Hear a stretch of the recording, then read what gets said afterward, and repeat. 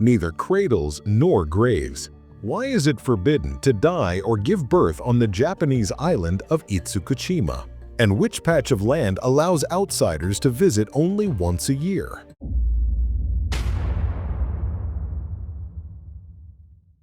One of the main symbols of the Land of the Rising Sun stands directly in the water. Off the coast of the Sea of Japan rise the famous 16-meter-high gates, the Great Torii. Back in the Middle Ages, this structure of red pillars topped with a roof was depicted in engravings and on the coats of arms of rulers. The Japanese considered the gates to be sacred. Since 1168, they have served as the entrance to the Shinto shrine complex on the island of Itsukushima, also known as Miyajima. The Japanese shrine has been repeatedly destroyed by tsunami waves, but the gate has always survived. Today, the structures of Itsukushima are listed as a UNESCO World Heritage Site. Pilgrims are brought here from the mainland, and about 2,000 people live on the island itself. However, the local customs can shock any tourist. On this patch of land, it is officially forbidden to die or give birth on the island. This ban was introduced in the 19th century. The monks who guard this sanctuary argue that the torii are gates between the world of the living and the world of the dead. This entire island where they are located is considered one large sanctuary. Consequently, by dying on this territory or being born here, you would be defiling sacred ground. There is not a single grave on the sacred island. To avoid breaking the strict prohibition, the old and sick residents are forced to leave. Even when animals die, they are buried elsewhere. Pregnant Japanese women in their later trimesters are also asked to leave, so to speak. However, they can return after giving birth. But this is nothing compared to the island of Okinoshima, where the rules are much stricter. There, all women are considered persona non grata. Ancient Japanese called Okinoshima the island of the goddess. It was considered the earthly embodiment of the patron goddess of sailors Tagori Hime. The first mentions of this place date back more than 1,500 years. In the Middle Ages, the island became a center for Shinto rituals. In the local shrines, people prayed for the health of travelers and presented generous gifts to the goddess. But only men did this. Women were not allowed on Okinoshima. To this day, it remains a mystery why women were so unwelcome to the inhabitants of Okinoshima. According to one theory, the Japanese island became a male-only territory due to the pride of Tagori Hime. Perhaps a belief existed that the sea goddess did not wish to see any female rivals on her land. But there is another explanation. Sailors are known for their superstitions, the main one being that a woman on a ship brings bad luck. It's possible the Japanese extended the meaning of this ancient omen, forbidding women from setting foot not only on a ship's deck, but also on the land of their patroness. Sailors believed that women would deprive them of good fortune and the goddess's aid. As for the sailors themselves, they landed on Okinoshima regularly. During the Middle Ages, bustling trade routes to China and the Korean peninsula passed through this area.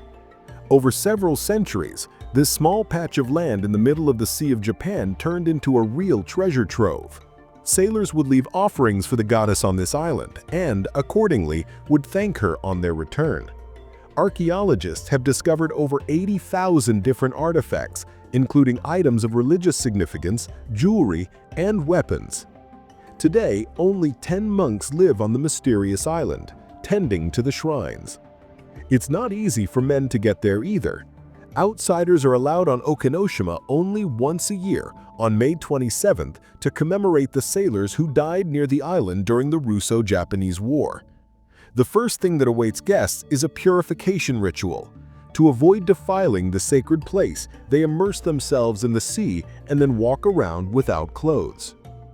Visits are permitted only for pilgrims or clergymen, totaling just 200 people a year.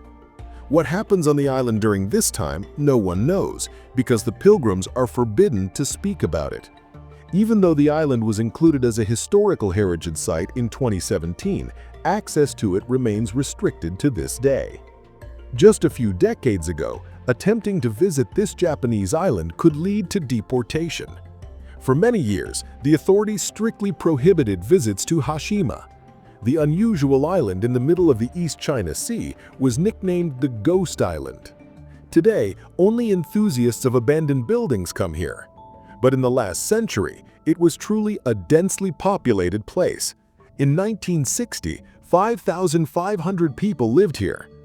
The story of Hashima began when Japanese fishermen spotted a small rock 15 kilometers from the city of Nagasaki. In 1810, fishermen sailing past the island decided to moor there and discovered some black pebbles on it, not yet suspecting or understanding what they were. Knowledgeable people confirmed to them that it was coal. At that time, coal was very expensive. The Japanese perceived an entire island with deposits of fossil fuel as a gift from the heavens. From that moment on, fishermen made regular trips to Hashima.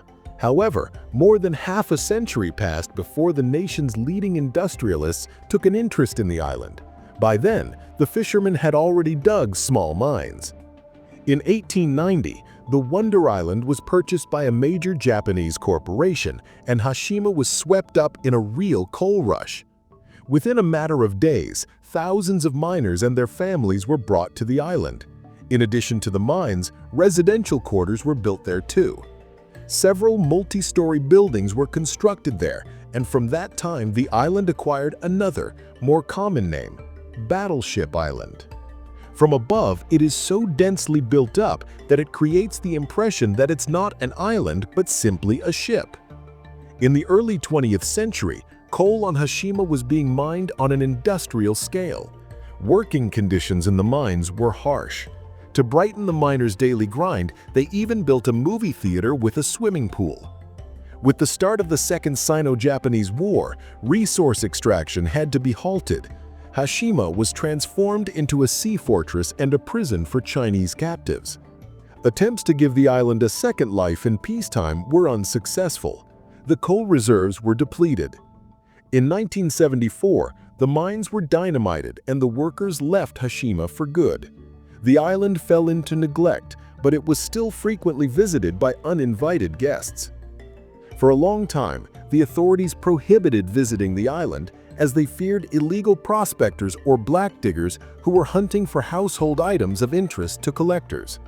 In 2009, limited tourist routes were established. This was primarily explained by the fact that the buildings had fallen into disarray and people could get hurt. In contrast, the Japanese government wants to limit the flow of tourists to Iriomote for the well-being of the island itself. Just a few years ago, it received 300,000 travelers annually. For the local ecosystem, this nearly ended in a catastrophe. Most of Iriomote is covered by stunning mangrove forests, which are home to exotic animals, including the Iriomote cat, which is officially recognized as a national treasure of Japan. These feral predators are accustomed to live far from humans. The huge number of tourists cause them stress, and as a result, their population has become endangered. In April 2023, the Okinawa Prefecture proposed allowing only 33,000 tourists per year into the jungles of Iriomote Island. That's almost 10 times fewer than before. For now, the idea is still under discussion, but the Japanese are determined and ready to fight with all their might for the preservation of these wild cats.